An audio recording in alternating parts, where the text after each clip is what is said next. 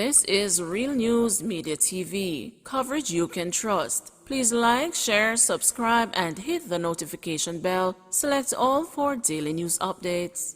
Good afternoon, my Real News Media TV family. Welcome back to the channel for another news update for April 7, 2023. And in the news this afternoon, daughter of veteran music selector Ricky Trooper found dead in Connecticut. The daughter of veteran music selector Ricky Trooper was found unresponsive on Thursday inside her condominium in Bridgeport, Connecticut. Police were called to the complex around 11:20 a.m., where 23-year-old Brianna Destiny McCoy was found unresponsive. Officers determined that McCoy appeared to have been fatally shot. Police further shared that McCoy's death is being treated as a homicide, revealing that she knew the suspect. Bridgeport police have since identified the suspect and have asked for the public's help in locating him. Trooper, whose given name is Garfield McCoy, has not publicly commented on the death of his daughter. However, a source close to the family shared that Trooper was extremely close to Brianna, who they described as the apple of his eye, adding that he didn't miss a birthday or special occasion. On Brianna's last birthday, October 24, 2022, Trooper took to Instagram to share a photo of his daughter as a baby, which he captioned, "Happy birthday to my Gabby, Daddy love you endlessly." Trooper's representative could not immediately be reached for comment on Thursday. Mentally challenged man killed in Seaview Gardens. A man who is believed to be of unsound mind was shot dead by a gunman along Floria Sea Pathway in Seaview Gardens, St. Andrew, Thursday morning. He has been identified as 26-year-old Gregory Smith, otherwise called Greg, who is from Yellow Sea Drive in the community. Residents told the news that the now deceased was killed near Black Sea Drive. They say men from that area are in conflict with those from Yellow Sea Drive where he lived. The residents surmised that Smith, being mentally challenged, strayed and was killed. It was reported that around 8:25 a.m., Smith was sitting along the pathway when a gunman on foot pounced and opened fire, hitting him in the head. The man escaped from the area. The police who were summoned found the body lying on the ground. The scene was processed and the body removed to the morgue. Police said 6 spent casings were found at the scene. PNP says Simpson Miller doing well in hospital. The People's National Party says its former president and the Prime Minister, Portia Simpson Miller, is doing well in hospital. Simpson Miller was rushed to a corporate area hospital last night. The PNP says the 77-year-old was admitted for non-emergency care, adding that she is being supported by a capable medical team and her loved ones.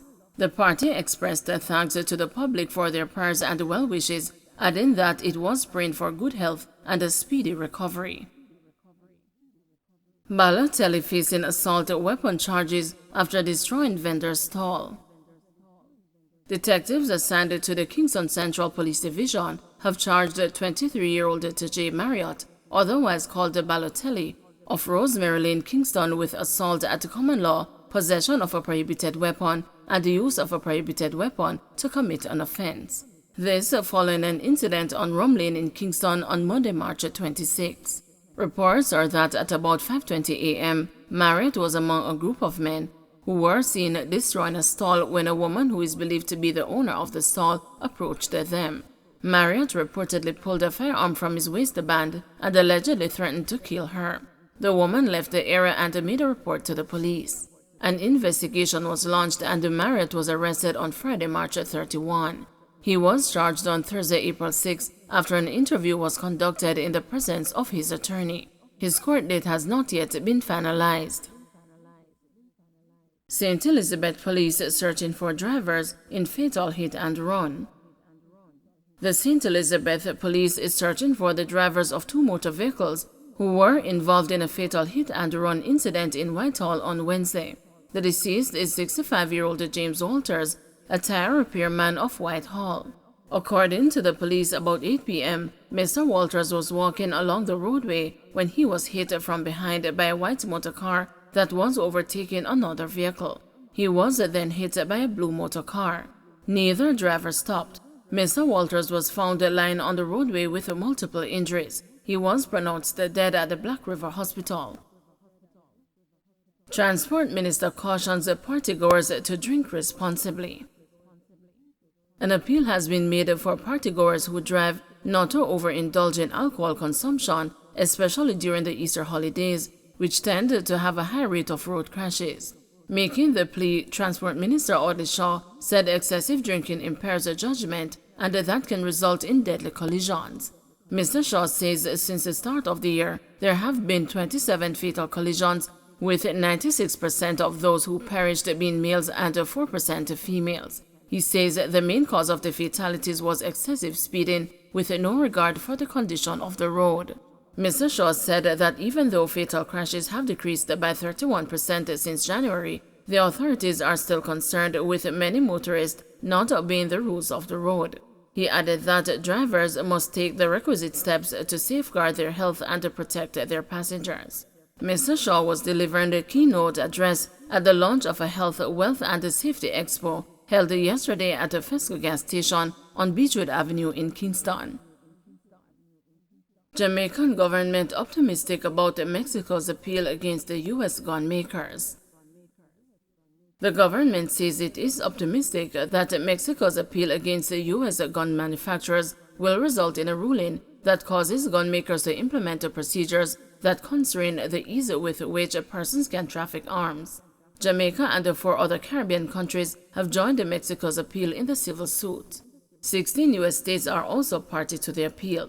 Mexico filed the appeal in March in a $10 billion lawsuit seeking to hold U.S. gun makers responsible for facilitating the trafficking of deadly weapons. Speaking with the news yesterday, Foreign Minister Kamina Johnson-Smith said the government decided to join the matter based on Jamaica's domestic situation in relation to murders and shootings and its position on the trafficking in small arms and live weapons. She outlined some of the declarations being sought from the court. Senator Johnson-Smith says the case will not be at a cost to the governments involved, as a law firm hired by Mexico has offered its services for free. In the meantime, Senator Johnson-Smith says if the appeal is not successful, any opportunity for Jamaica to be party to concerns about the trafficking in guns is beneficial. She says the case has added another layer of seriousness to what is a multilateral issue. One of the specifics that they're asking for example, is that you cannot purchase a gun for another person. So individuals must purchase arms directly. They must purchase their guns directly, so you will always have the identification of the purchaser of a gun, which allows the tracing to take place much more easily. When you have undisclosed purchases, it makes the ability to trace the source of illegal guns that much more difficult. Don't forget to like, share, subscribe, and hit the notification bell. Select all for daily news updates.